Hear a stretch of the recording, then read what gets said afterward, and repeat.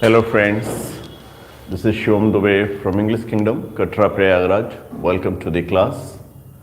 We are continue with TGT syllabus of English for KVS, and in our previous class we could go with the first lesson in our course, and that was actually a story that was from the GL Fuentes, A Letter to God, and we could complete it last day. And as the daily routine of the class is there, that starts at 4:30, unfortunately today there had been some technical issues and we could not actually run it on time. And before we start the two poems you see there on the topics, it's very obvious, it's very clear that there are the two poems that we're going to study. They are very short one in size, we can say. They're very short one. But yes, when it's the meaning of these two poems that actually are very deep one. So the two poems from Robert Lee Frost are there. The Dust of Snow, and the next one is Fire and Ice.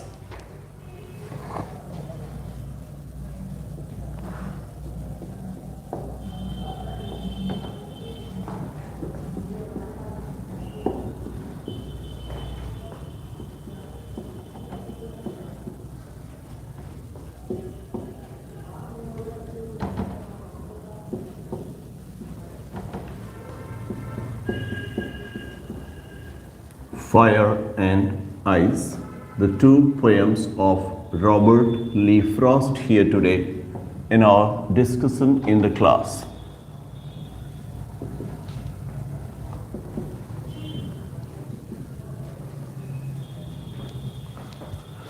Okay, before we move to the text of the poems and other details, we have to go through the question session. And the first question of the day is here. Which revolution was G.L. Fuentes related to? Which revolution was G.L. Fuentes related to? Remember, G.L. Fuentes is a almost modern poet, you may see, and he is related to a particular movement. And my question is, which movement G.L. Fuentes is related to?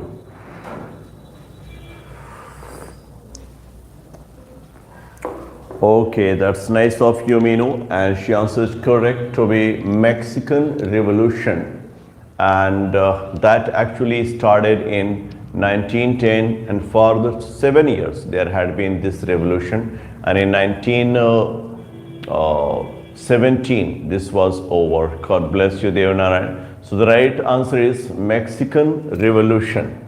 Okay. Who picked up the first letter addressed to God in the post office? Who first picked up the first letter written by Lencho addressed to God in the story, and that is A Letter to God? And we have the answers there on the screen. That comes here from Sarita, and she is followed by Meenu, and they have answered it correct. Now it's Vanita. The right answer is postman. Exactly. It's a postman who picked up the letter addressed to God by Lencho. Okay, going with the next one.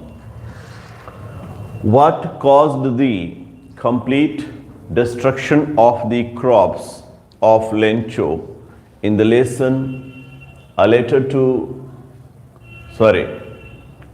God, actually? What caused the complete destruction of the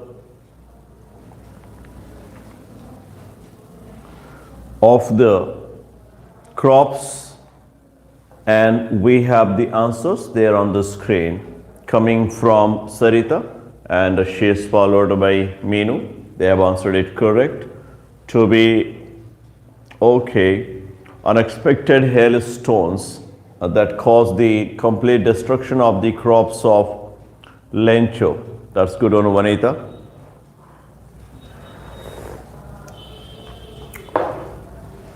What was the amount that Lencho couldn't receive that he asked to God through his letter?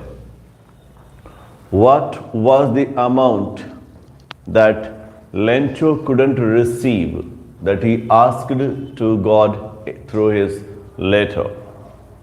What was the amount that Lencho could not receive that he addressed to God through his letter?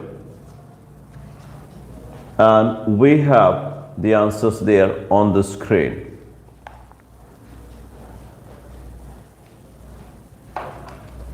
Okay, and we have the answers. No, not that, Vanita. While the right answer is from Sarita, she is followed by Gyanendra. And now it's Meenu. They have answered it correct. And the right answer is 30 pesos.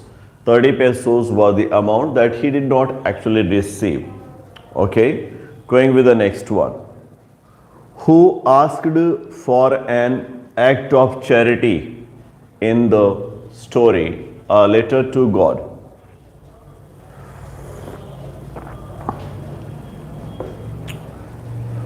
I repeat the question. Who asked for an act of charity in the story, a letter to God? Act of charity. And we have the answers here. No, not that, Sarita and Vanita. It was postmaster, not postman. See, the postman and postmaster, there are actually the two different characters here in the story, and it was postmaster who asked for an act of charity even from his friends to collect the 100 pesos that was asked by Lencho through his letter. Okay, good evening, Kavya. Now I'll move to the next one. When did Lencho receive his 70 pesos? When did Lencho receive his 70 pesos?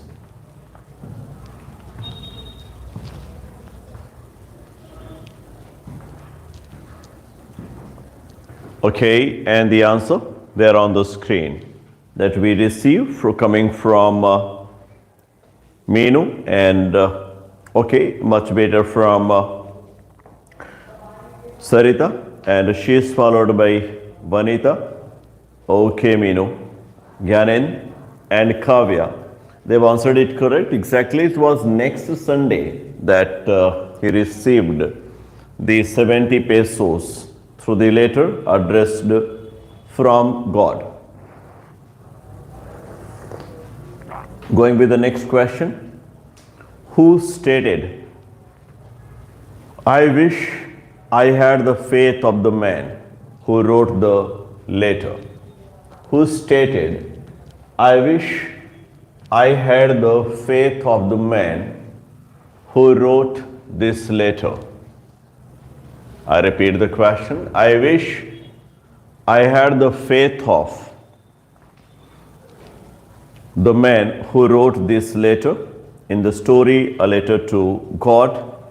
And no, Sarita, not that.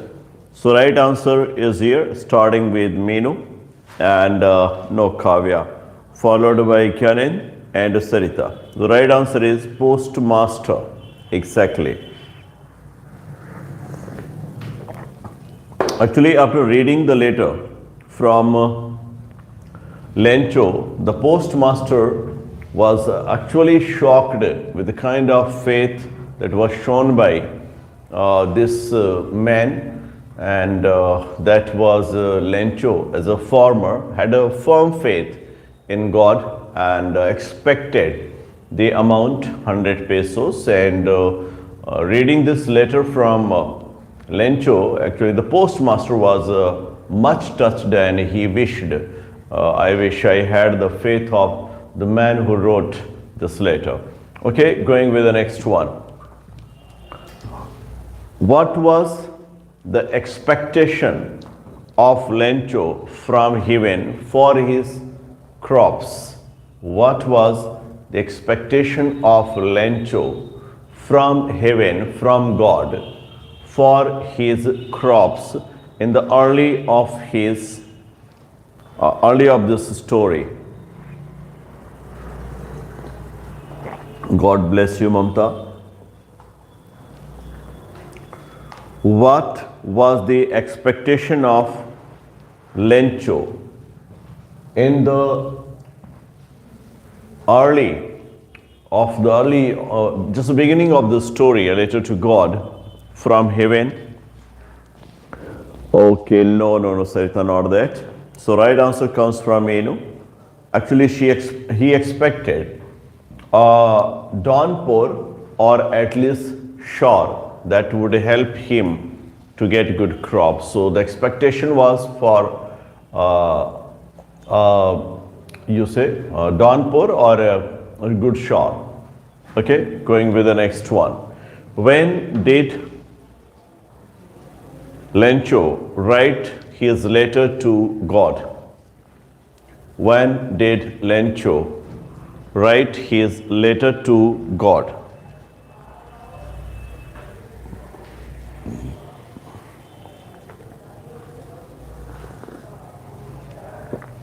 Okay, the answers there on the screen are from Sarita. She is followed by Vanita, Meenu, okay, Kavya. They have all answered it correct. The right answer is Sunday. That's a good one, Mamta. Sunday morning. Okay, exactly, Sarita. That's a good one.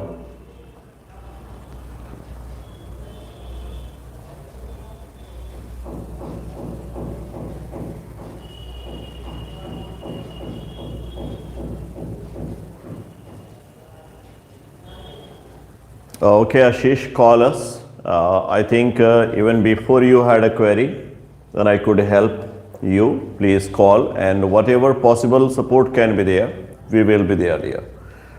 Okay, and we have a next question, that is, send me the rest since I need it very much. Who stated this in the story? A letter to God. I repeat, send me the rest since I need it very much. Who stated it in the story, A Letter to God? Okay, and we have the answers there on the screen. Starting with Sarita, and she is followed by Meenu, Vanita, Mamta, Kavya, Ashish. They have all answered it correct. The right answer is Lencho. Exactly. By the end of the story, Letter to God, he had his own very cynical reply to the mercy that was shown by, actually consideration that was shown by the people of the post office, that he thought that they had been actually very crooks like men, and that's why he said that the money should be sent to him direct without going through the post office or postman, because they are the bunch of the crooks. Okay, going with the last question of the day, and that is, for when did G.L. Fuentes receive the National Prize for Arts and Science? When did G.L. Fuentes receive the National Prize for Arts and Sciences? And we have the answer there on the screen, and that is from Meenu. She is followed by Sarita, Kavya, Mamta, Gyanen, Ashish. They have all answered it correct. The right answer is 1935. GL20s received the prize, national prize for arts and science. Okay, as we do, now I'll move to the poems Dust of Snow and Fire and Ice. Okay, before we start, let's have a short recap of the biography of Robert Lee Frost. He's an American poet. We can call American regional poet. Why? Very simple thing is there. His poetry is most of the time related to New England. Since his poetry is related to New England, it's a part of America, he was considered to be a regional poet writing in colloquial speech or language. He is the only poet who could receive 4 Pulitzer Prizes for poetry.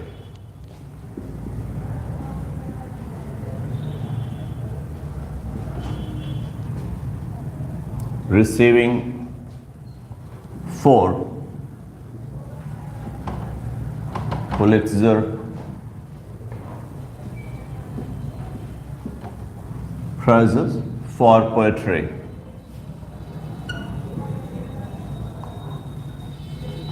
Well, along with Robert Lee Frost, there had been some other, actually 2 other literary persons, including Eugene O'Neill as a dramatist from America, and Sherwood Anderson, again from America.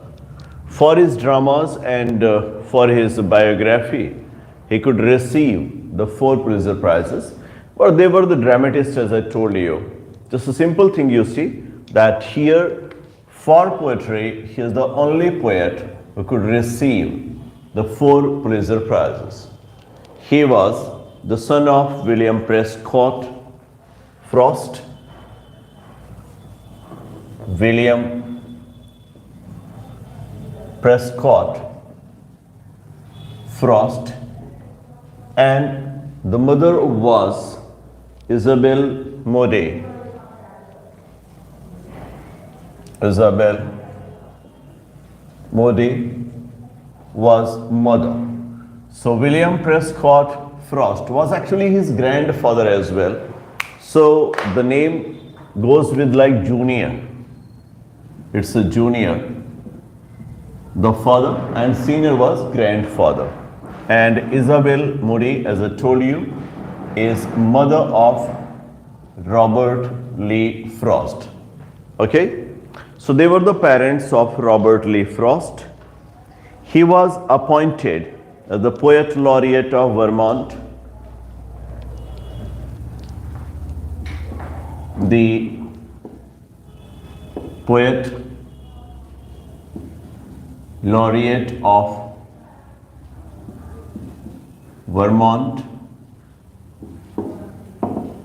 That could happen just before his breathing last. You can calculate on 22nd July 1961. 22nd July 1961, he received the honor to be the Poet Laureate of Vermont. He could receive the Congressional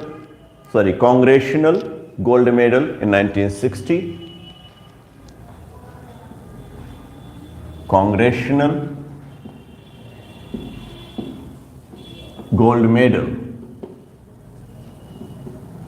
in 1960, and actually he had the honor to be present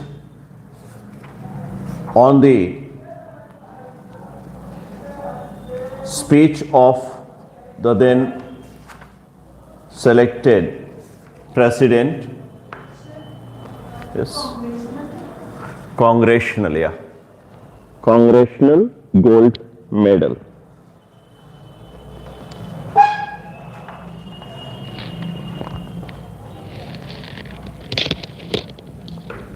Okay, as I told you that John F. Kennedy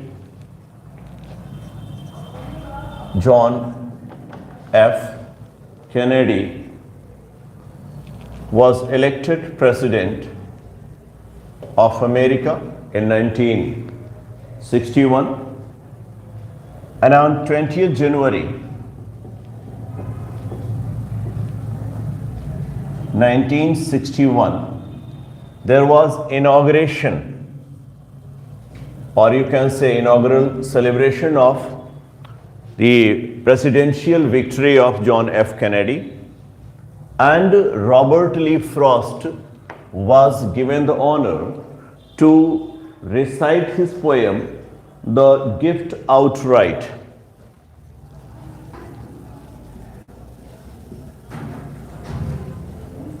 The Gift Outright. This was actually his poem that he recited on 20th January 1961 in inaugural celebration of John F. Kennedy as the president-elect. Actually, along with this, you may notice the 4 Pulitzer Prizes that he received for the collection of his poems. Actually, I told you already, the first one was New Hampshire. The 4 Pulitzer Prizes, first collection was New Hampshire, that received the Pulitzer Prize in 1924. Actually, New Hampshire as a collection appeared in 1923, but as a prize it comes the next year in 1924. The next was 1931, that was collected poems. Collected poems that received in 1931 Pulitzer Prize. Actually, it appeared in 1930, and the next year, 1931, it received the Pulitzer Prizes. The next one is a further range.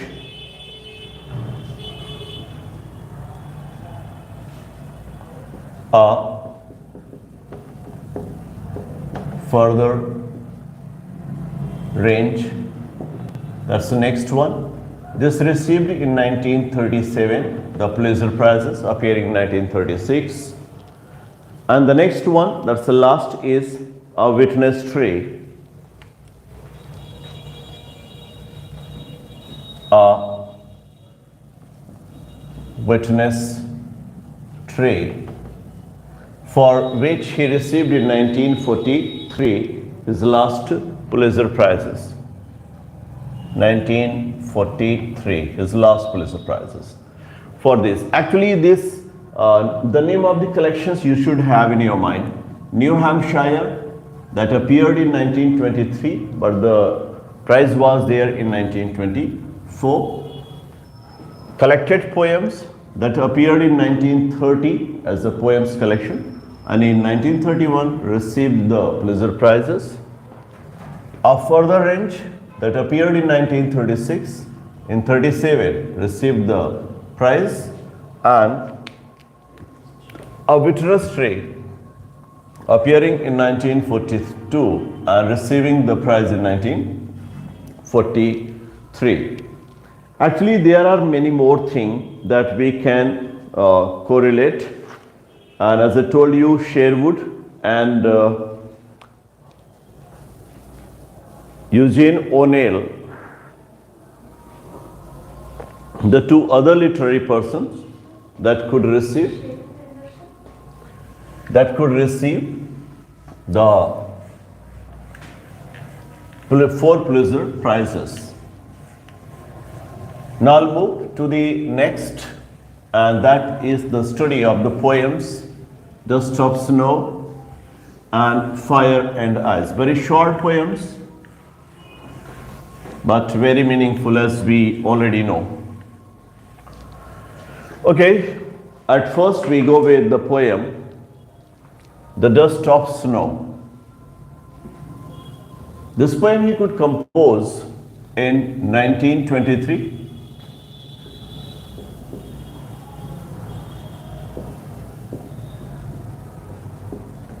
And the same year, this could be published in the collection New Hampshire.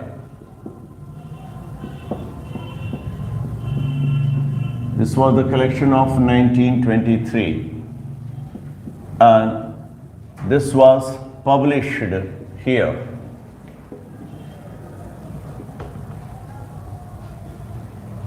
I told you already, the poem is not a very lengthy one. There are simply the two quatrains used there. Two quatrains used there, making the poem to be just 8 lines long, and very simply the poem rhymes like AB, AB. The rhyming goes to be AB, AB. That's the rhyming scheme of the poem. AB, AB. That's the rhyming scheme of the poem for the both stanzas.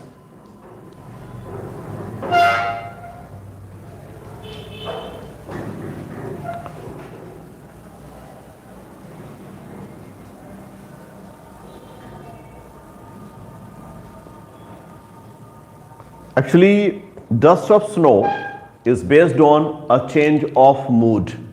The theme of the poem is change of mood.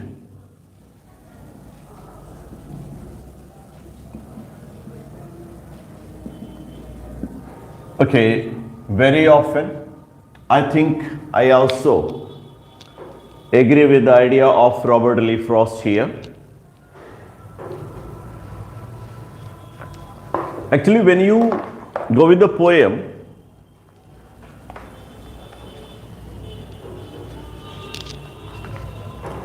you will simply see that somewhere it talks us not to be worried about the things that are past. Actually, हम लोगों में होता क्या है, ज़्यादातर अगर आप इंसान को देखते हैं तो अपने पास्ट को लेकर परेशान रहता है.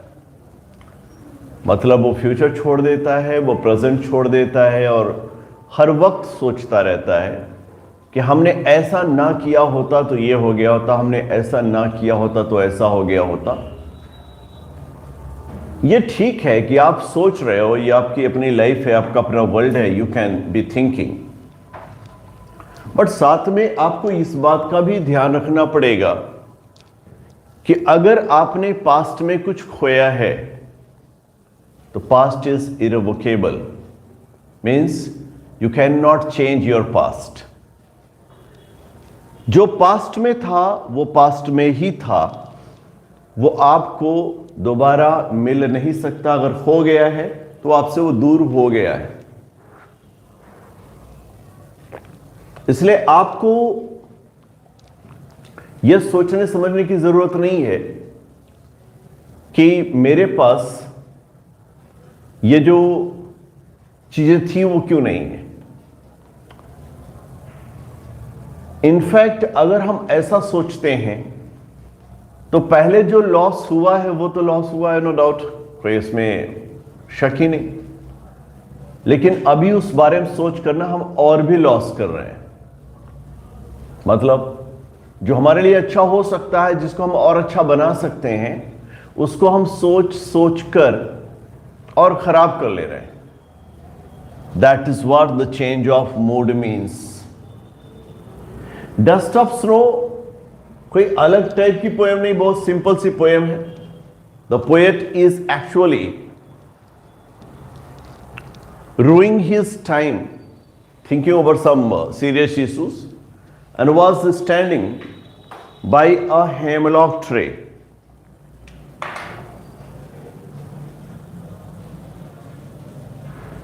हेमलॉक ट्री, और उस हेमलॉक पर एक क्रो बैठा रहता है। अब यहां पर भी समझिए, आमतौर पर अब इसमें हमारे पास 3 कैरेक्टर हो जाते हैं, 4 एक्चुअली अगर आप देखो तो, एक स्नो को भी हम जोड़ लेते हैं और 5वें हमारे पोएट जो इसका हिस्सा है। यहां पर स्पेशली मैं क्रो के बारे में बात करना चाहता हूं। इसको एक इल ओमिनस क्रेचर माना जाता है, मतलब अपशकुन का प्रतीक माना जाता है। कौवा आपके सामने पड़ जाए या फिर घर के ऊपर बैठ जाए तो लोग अपशकुन मानते थे कि कुछ बुरा होने वाला है फैमिली में, कुछ खराब होने वाला है फैमिली में, इसीलिए कौवा आकर के यहां बैठा, इसी कौवे ने ऐसा बात कही। लेकिन it is just a matter of time, कब कौन सही होगा, कब कौन गलत होगा, सब कुछ समय पर डिपेंड करता है। समय सही होता है तो सब कुछ सही है, और समय खराब होता है तो अच्छी से अच्छी चीज भी खराब हो जाती है। Let's start with the text of the poem.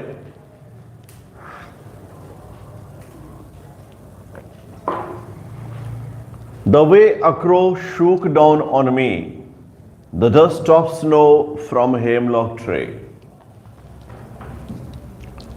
अब अगर हम इसका मीनिंग निकालने चलें तो हमें लगेगा यार पोएट ने क्या लिखा है, मीन्स, और पोएट ने जो लिखा हमारे सिलेबस में इसको क्यों दिया गया है, क्या जरूरत थी इस पोएम को हमारे सिलेबस में देने के लिए, हमें पढ़ने के लिए। कोई खास बात भी तो नजर नहीं आ रही है। एक्चुअली है उसमें खास बात, अगर आप ध्यान से देखने की कोशिश करेंगे उसमें आपको खास बात मिलेगी।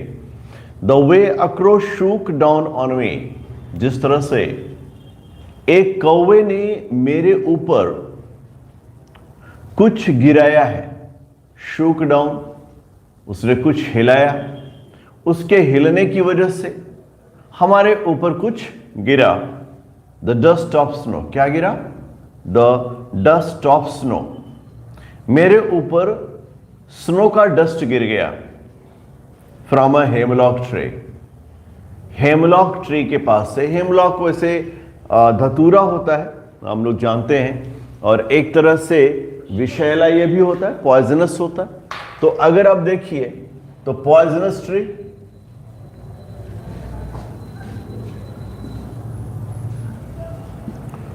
एक तरह से क्रो को भी पॉइजनस क्रो आप बर्ड कह सकते हैं।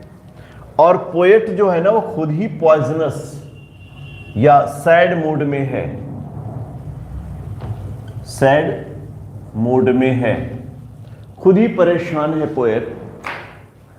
और ऐसी सिचुएशन में उसकी सेटिंग को भी समझने की कोशिश करिए, क्यों हेमलॉक ट्री लिया, क्यों क्रो को लिया,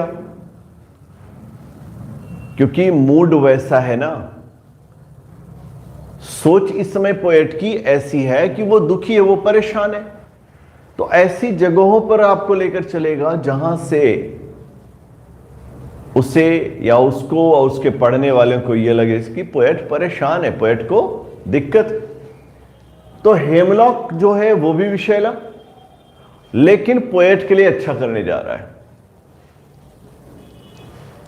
अब यहां समझने की कोशिश करिएगा, कौवे ने सिर्फ डाली को नहीं हिलाया, कौवे ने हेमलॉक ट्री की डाली को जैसे हिलाया तो जो हेमलॉक की डालियों पर स्नो था वो गिरा। तो गिरा किसके ऊपर? पोएट के ऊपर। तो पोएट क्या हुआ? वो फिर से अपने कॉन्शसनेस में आ गया। कैसे कॉन्शसनेस? कभी कभी हम लोग किसी बात पर विचार कर रहे होते हैं, सोच रहे होते हैं और उसी बात में खो जाया करते हैं। मतलब जिसका रिजल्ट नहीं निकलने वाला है, उस बात की मैं बात कर रहा हूं। और काफी वक्त तक खोए रह जाते हैं, मालूम ही नहीं चलता कितना वक्त वहां पर गुजर गया। फिर उसके बाद एक टाइम के बाद, एक वक्त के बाद हमें यह एहसास होने लगता है, हमें ऐसा महसूस होने लगता है जैसे हमने एक तो लॉस किया ही था, दूसरा भी लॉस कर दिया। तो पेड़ की डाली तो हिली ही, पेड़ की डाली के साथ साथ पोएट भी हिल गया। पोएट अपने कॉन्शसनेस में आ गए। जिस तरह से वो खुद को भुलाकर खोए से पड़े थे सॉरी खोए से पड़े थे, तो वो हो सकता है डिजास्टर्स हो। इस तरह की बातें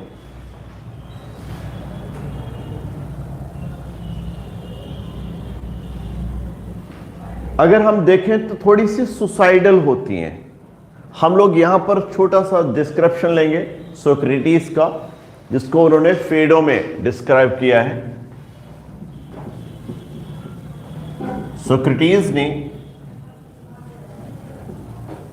फेडो में फिलॉसफी के बारे में कहा है कि philosophy means death. Philosophy means death, मतलब जो ज्यादा सोचते हैं तो उनमें और मौत में बहुत डिफरेंस नहीं होता है। मतलब आप समझ रहे हैं ना, मतलब इसका सीधा होता है कि अगर हम लोग किसी बात को सोच के, अगर चाहें कि हम सोच करके ही कोई डिस्क्रिप्शन ले सकते हैं या सॉल्यूशन ले सकते हैं, तो दैट इज इम्पॉसिबल। उसमें आप क्या करते हैं? डेथ का काम करते हैं, क्योंकि उसका कोई रिजल्ट नहीं निकलने वाला है। Be sure. आप सिर्फ सोचे, आप हैमलेट को पढ़े हैं ना, शेक्सपियर का वर्क है, ड्रामा है हैमलेट, आप लोगों ने पढ़ा होगा। हैमलेट में प्रॉब्लम यही है कि बहुत सोचता है, हर बार बहुत सोचना ही आपकी प्रॉब्लम का सलूशन नहीं होता, एक्चुअली कई बार प्रॉब्लम को बढ़ा देता है। जब भी आपको ऐसा लगे, एक्चुअली एक संदेश भी है आप लोगों को, जब कभी आपको ऐसा लगे कोई आदमी दिख रहा है बड़ा डीप मेडिटेशन, ग्लूम उसका एक्सप्रेशन है, उदास सा है, बहुत परेशान दिख रहा है, तो you try to disturb him. आप उनसे बात करने लगे, उनके पास जाइए, उनसे कुछ कहने लगे, कुछ मांगने लगे। तो होता क्या है कि जिस माइंड में वो जा रहे हैं, ये सोक्रेटिस ने इसलिए कहा क्योंकि ये जो फेडो है, ये जो हमारी फिलॉसफी होती है, जिसमें हम डेथ के पास जाते हैं, सोचते सोचते एट लास्ट हमारे पास दूसरा ऑप्शन ही नहीं बचता है सिवाय इसके कि अगर हम मर जाएंगे तो सारी समस्याएं खत्म हो जाएंगी। This is why philosophy is suicidal. तो एक्चुअली यहां हेमलॉक क्रो का जो सिंबल है ना, वो डेथ का सिंबल है। हेमलॉक पॉइजनस है, मैंने आपसे बताया। क्रो भी जो होता है वो डेथ को सिंबलाइज करता है। कैसे? आपने देखा होगा डेड बॉडीज को खाने पीने के लिए क्रोवाज आते हैं, है ना, कौवे आते हैं कि नहीं खाने के लिए इसको। तो इसका मतलब ये जो पोएट है ना, actually in the first stage is almost dead because he is lost in his philosophy, and being lost in philosophy means death according to Socrates. Socrates का मानना है कि अगर कोई व्यक्ति ज्यादा अपनी फिलॉसफी में डूबा है, इसका मतलब वो मरे हुए के समान है। तो ये जो पोएट था, जो हेमलॉक ट्री था, क्रो था, सब किसको सिंबलाइज कर रहे हैं? डेथ को सिंबलाइज कर रहे हैं। लेकिन हो क्या रहा है? अब डेथ की मीनिंग को समझने की कोशिश करिए। डेथ तो होना था पोएट का, जिस हिसाब का सिंबल चल रहा है, डेथ होना था किसका? पोएट का। लेकिन डेथ हुआ किसका? उनके एक कॉन्टिन्यू एक्शन का, जिसमें वो अपने टाइम को बर्बाद कर रहे थे। तो टाइम को बर्बाद करने का जो प्रोसेस था ना, उसका डेथ होता है। देखिए आगे पढ़िए, इसमें लिखा हुआ है, has given my heart a change of mood. वो स्नो मेरे ऊपर गिरी, वो बर्फ का टुकड़ा मेरे ऊपर गिरा, और उस बर्फ के टुकड़े ने मेरे मूड को, मेरे ख्याल को, मेरे सोच को ही पूरी तरह से चेंज कर दिया, पूरी तरह से बदल दिया। कैसे बदल दिया? मेरे मूड में क्या चल रहा था? डेथ। मेरे दिमाग में क्या चल रहा है? मौत। मैं परेशान हूं। लेकिन जब वो बर्फ का टुकड़ा मेरे ऊपर गिरा ना, तो मैं उसकी ओर देखने लगा, जहां मुझे कौवा दिख रहा है, जहां मुझे हेमलॉक का ट्री दिख रहा है, जहां मुझे गिरती हुई बर्फ दिख रही है। तो मेरा मूड क्या हो गया? Change. Given me a change of mood and saved some part of a day I had rued. अब यहां पर समझने की कोशिश करिए। A part of a day, दिन का हिस्सा, some rued and some saved. इन्होंने क्या कहा? Some part of day saved, but साथ में यह भी है आई हैव रूड।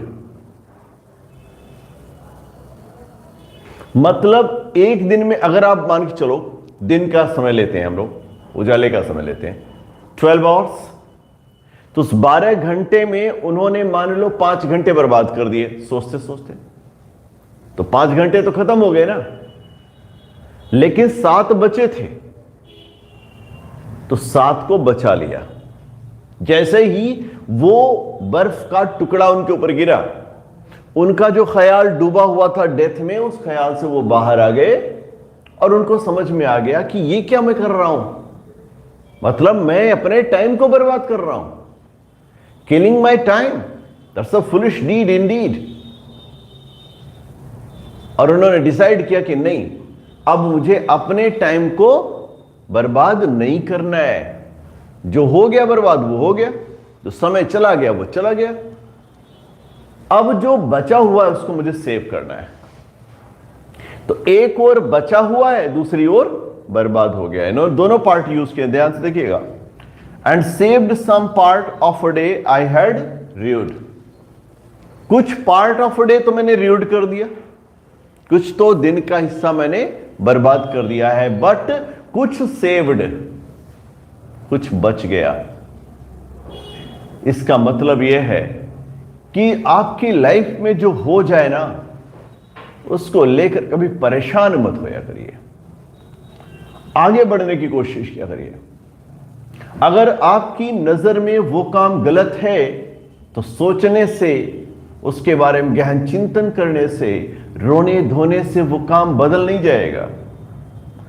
एक्चुअल में जो आप और अच्छा काम कर सकते हैं आने वाले वक्त में, उसमें आप रो धोकर और बर्बादी ले आ रहे हैं। इसलिए बेटर क्या है कि आप उसको भूलिए। नहीं भूलते, डोंट वरी, ये आपकी लाइफ है, आप नहीं भूल सकते हैं। ये जिंदगी का एक छोटा हिस्सा भी we can not forget, and everything is important in our life. भूल तो नहीं सकते हैं ना, लेकिन नहीं भूल सकते हैं। नुकसान हुआ है तो उसके चक्कर में, जो हो गया है उसके चक्कर में, जो अच्छा आपके पास बचा हुआ है उसको बर्बाद करने की कोशिश ना करिए, क्योंकि अगर आप ऐसा करेंगे तो एक्चुअल में आपका लॉस होता है। जो हो गया सो हो गया, don't worry about that, because it's life and the things come and go, है ना। जिंदगी का अपना ही फलसफा है, ये आती है ये जाती है, इस तरह से जिंदगी चलती रहेगी। और ये एक खूबसूरत सी लाइन है, रॉबर्ट फ्रॉस्ट साहब की ही है। उन्होंने कहा था, आई had a lover's quarrel with the world. उन्होंने एक बड़ी फेमस लाइन कही थी, आप लोग कोट कर सकते हैं, कितनी खूबसूरत लाइन है उनकी। I had a lover's quarrel with the world, उनके work the lesson for today से। I had a lover's quarrel with the world. Lovers का क्वेरल समझते हैं ना, तजुर्बेकार तो सारे लोग होंगे, है ना, अनुभव तो सबके पास होगा कि लवर्स कैसे लड़ते हैं। उनकी लड़ाई जो होती है ना, वो क्षण भर की होती है। लड़ते हैं, हाँ जी, the lesson for today, okay. उनकी लड़ाई क्षण भर की होती है। कैसे लड़ते हैं? लड़ते समय तो ऐसा लगता है कि आज के बाद ये एक दूसरे का चेहरा नहीं देखेंगे, और कल को जाओ तो रेस्टोरेंट में आपके बगल में बैठे वही मिल जाएंगे, है ना। अगर जाओ तो, जो नहीं जा रहे तो कोई बात ही नहीं है। क्या कहने का सेंस हमारा ना, lovers quarrel with the world. तो वैसे ही हम सारे लोग हैं, इस दुनिया से नाराजगी भी है। कितना परेशानी है हमको, मालूम है आपको? बड़ी परेशानी होती है, बड़ी दिक्कतें हैं। हम सारे शिकायत करते हैं, अरे ऐसी जिंदगी मिली है, ऐसा जिंदगी मिली है, ऐसी जिंदगी मिली है, और जिए चले जा रहे हैं, लड़े जा रहे हैं, जिए जा रहे हैं, लड़े जा रहे हैं, जिए जा रहे हैं। अरे भाई, जिंदगी का काम ही है, ये चीज है। क्या खूबसूरत लाइन उन्होंने किया, आई had a quarrel, lovers quarrel with the world. चलिए नेक्स्ट पोएम में आते हैं, and that's the fire and ice. हम लोग डिस्ट्रक्शन की बात ही कर रहे थे, और पोएट ने एक और अपना डिस्ट्रक्टिव ख्यालात दे दिया। That is from the poem okay, that is fire and ice, first published in December 1920. Fire and Ice, first published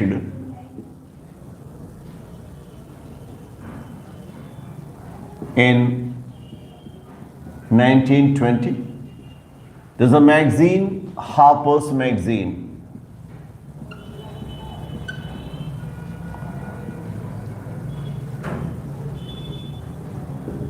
तो 1920 में इसका फर्स्ट पब्लिकेशन होता है हार्पर्स मैगजीन के रूप में, मैगजीन में, और उसके बाद फिर ये न्यू हैम्पशायर कलेक्शन में इंक्लूड कर ली जाती है 1923 में।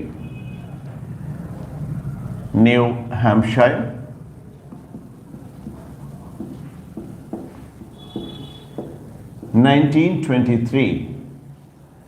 के कलेक्शन में इट वाज इंक्लूडेड। मीन्स ये दोनों पोएम जो आपके पास हैं, आपके कोर्स में हैं, चाहे वो डस्ट ऑफ स्नो हो या फिर फायर एंड आइस हो, ये दोनों ही first Pulitzer prize winning collection से हैं। आपको मालूम है ना, New Hampshire Robert Lee Frost का first Pulitzer prize winning collection है, वहां से ये पोएम फायर एंड आइस ली गई है। 1923 में कलेक्शन के रूप में पब्लिश होती है। And the poem discusses the nature और the source of destruction of this universe. You know, doom, how will be caused. Means हम सारे लोग सोचते हैं जिंदगी कैसे जीना है, रॉबर्ट ली फ्रॉस्ट सोचते हैं दुनिया कैसे खत्म होगी। ओके, इसमें भी दो अलग अलग फिलॉसफी हमारे पास हैं, क्रीनिंग पूनम एंड जागृति, दो अलग अलग फिलॉसफी हमारे पास हैं। अगर आपको याद होगा तो पहला जो हमारी लाइफ रही है उसके डिस्ट्रक्शन का कारण बताया जाता है वाटर। लोग कहते हैं बाढ़ आ गई, और बाढ़ आने की वजह से जो हमारी सभ्यता का विकास हुआ था, जो हमारी संस्कृति का विकास हुआ था, उसे पूरी तरह से बाढ़ में नष्ट होना पड़ा। सब चीजें डिस्ट्रॉयड हो गई। हमने पढ़ा है, नो डाउट पढ़ा ही होगा। आगे भी ऐसे ही ख्यालात हैं। आमतौर पर आप देखते होंगे ग्लोबल वार्मिंग, ग्लोबल वार्मिंग हम लोग बात करते रहते हैं। Actually what is global warming, है ना? एक सिंपल शब्द में हम समझने की कोशिश करें तो ग्लोबल वार्मिंग का मतलब है टेम्परेचर का बढ़ना। टेम्परेचर का बढ़ना का मतलब होता है कि हमारे नॉर्थ पोल में सागर हैं, बर्फीले सागर हैं, आइसबर्ग हैं, बड़े बड़े आइसबर्ग हैं, उनका पिघलना और उनके पिघलने से सागर का जल स्तर बढ़ना, जिसका मतलब यह है कि दुनिया के कई देश तो एक झटके में हमेशा के लिए खत्म हो जाएंगे। और अगर ये ग्लोबल वार्मिंग बढ़ती रही और इस तरह से आइसबर्ग पिघलते रहे तो जो वाटर है, जो पानी का स्तर है, वो बढ़ता रहेगा और उसकी वजह से दुनिया का विनाश हो जाएगा। तो एक कॉलम तो ये होता है जिसमें लोग मानते हैं कि आइस मतलब water can be the source of the doom. Doom होगा तो डूम का जो बड़ा कारण होगा वो क्या होगा? वाटर होगा। कई लोग ये मानते हैं। कई लोग ये मानते हैं फायर। अब फायर का अलग अलग रूप है।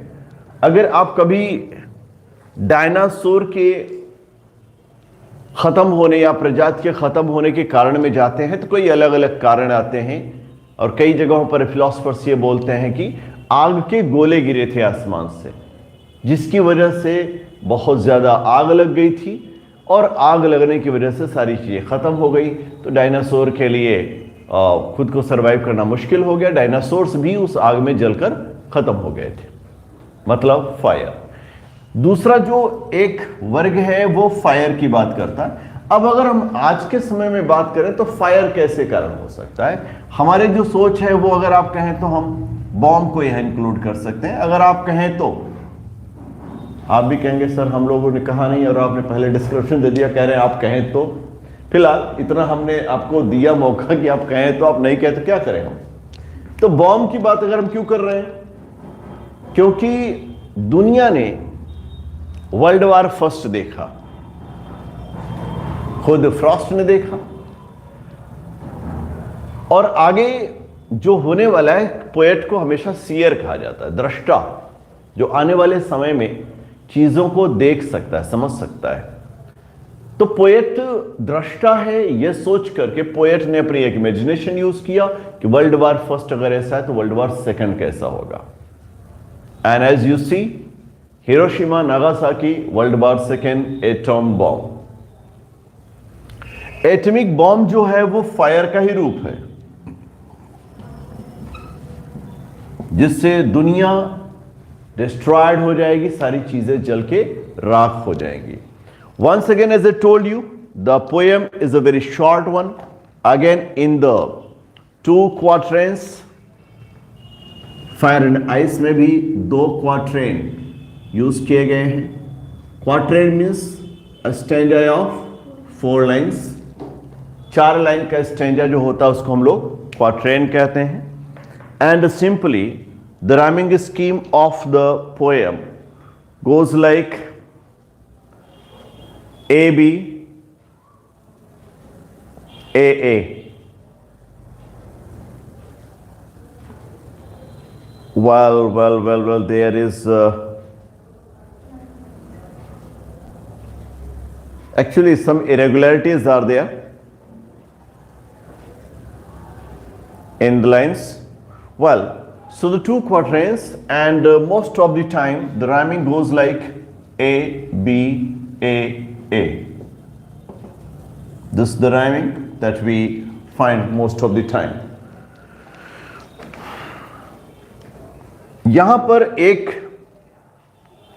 बात और जो आपको जानना है अपने एग्जामिनेशंस के पॉइंट ऑफ व्यू से, वो ये कि अगर आपको ये पूछा जाता है कि पोएट का व्यू क्या है, मतलब दुनिया का व्यू तो है, अगर पोएट के व्यू से पूछा जाए कि पोएट क्या सोचता है कि दुनिया का विनाश कैसे होगा, तो पोएट का आइडिया है fire. According to poet, the destruction of this world will be caused by fire. वो फायर को सपोर्ट करते हैं।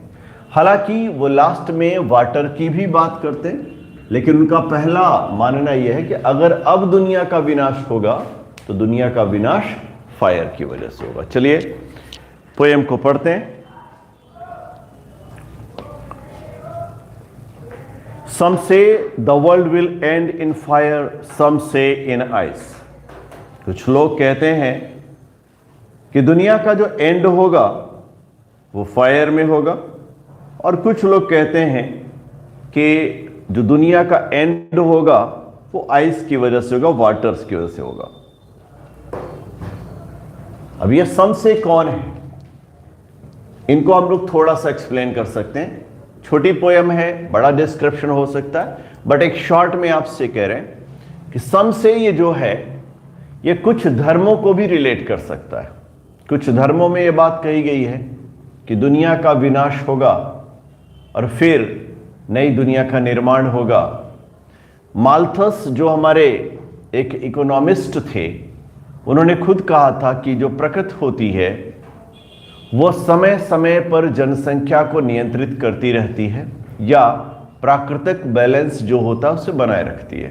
कुछ भी अगर डिस्टर्ब हो रहा है, ज्यादा हो रहा है, तो कहीं अर्थक्वेक ले आ देगी, कहीं पर वो फ्लड ले आ देगी, कहीं पर ड्रॉट ले आ देगी, कहीं फेमाइन ले आ देगी, मतलब कुछ कुछ समस्या तैयार कर देगी, जिसकी वजह से कई चीजें, कई वस्तुएं, कई जानवर इस दुनिया को अलविदा कह जाते हैं। तो धर्मों की बात भी समझें, लोगों की भी बात समझें। कुछ लोगों को लगता है इस दुनिया का विनाश आग से होगा, कुछ लोगों को लगता है इस दुनिया का विनाश फायर से होगा, आइस से होगा। Actually from what I have tested of desire, from what I have tested of desire, जहां तक मैंने अपने डिजायर को टेस्ट किया है। अब यहां पर थोड़ा सा आप डिजायर को लेके चलिएगा। डिजायरस होना या डिजायर को फॉलो करना डिस्ट्रक्शन का एक निमंत्रण है। जब हम अपनी इच्छाओं को काबू में नहीं रख पाते हैं, इच्छाओं के पीछे पीछे जब हम भागते हैं, तो इसका मतलब यह है कि हम अपने विनाश का रास्ता तैयार कर रहे हैं। डिजायर कंट्रोलेबल होना चाहिए। डिजायर का रिलेशन आग से है, डिजायर का रिलेशन आग से है। जैसे अगर आग को नियंत्रित न किया जाए, आग होना भी जरूरी है और आग का बहुत होना भी विनाशकारी है। इसी तरह से हमारे मन में कुछ इच्छाएं भी होनी चाहिए, लेकिन वो कई बार इच्छाएं स्ट्रॉन्ग डिजायर हो जाती है, एम्बिशन हो जाती है, like Macbeth had, and they become the reason behind the destruction of lots of things and even ruination of the life of man. This is actually the poet is warning. I have tasted of desire. मेरे पास खुद Dzire का एक test है। मैं क्या सोचता हूं? I hold with those who favor fire. तो मेरा जो नजरिया है, मेरा जो सोच है, मेरी सोच उन लोगों के साथ है जो ये सोचते हैं कि इस दुनिया का विनाश फायर की वजह से होगा, आग की वजह से हो जाएगा। इस दुनिया का विनाश युद्ध की वजह से होगा, इस दुनिया का विनाश आग की वजह से होगा। दुनिया में जो लोग सोचते हैं इस बात को, मैं उनके साथ हूं, क्योंकि मैंने इस चीज को टेस्ट किया है। टेस्टेड डिजायर, मैंने इसको टेस्ट किया है, मैंने अपनी लाइफ में देखा है। क्योंकि ये जो टेस्ट होता है, ये जो डिजायर की बात कर रहे हैं ना, डिजायर का टेस्ट करना, डिजायर का टेस्ट करना, इसका मतलब यह है कि हम अपनी डिजायर्स को या अपनी इच्छाओं को ज्यादा महत्व दे रहे हैं, और इच्छाएं अगर अनियंत्रित हो गई तो हम रावण बन जाते हैं। और रावण का मतलब समझते हो ना, रास्ते पर हम चल रहे हैं, विनाश का रास्ता अपने लिए तैयार कर रहे हैं। रावण तो बन नहीं पाते हैं, है ना, इतनी क्षमता भी तो नहीं है कि रावण बन जाए, कि राम जी सीधे आए हमें मारने के लिए। मरना किसी नन्हे मुन्ने के हाथ से ही है, तो क्या फायदा, है ना। रावण भी नहीं बन पाते हैं। I hold with those who favour fire, मेरा नजरिया उन लोगों के साथ है जो फायर से इस दुनिया का विनाश होगा, इस बात को मानते हैं। But if it had to perish twice, लेकिन मेरा यह मानना है कि अगर इस दुनिया को ट्वाइस पेरिश होना पड़े,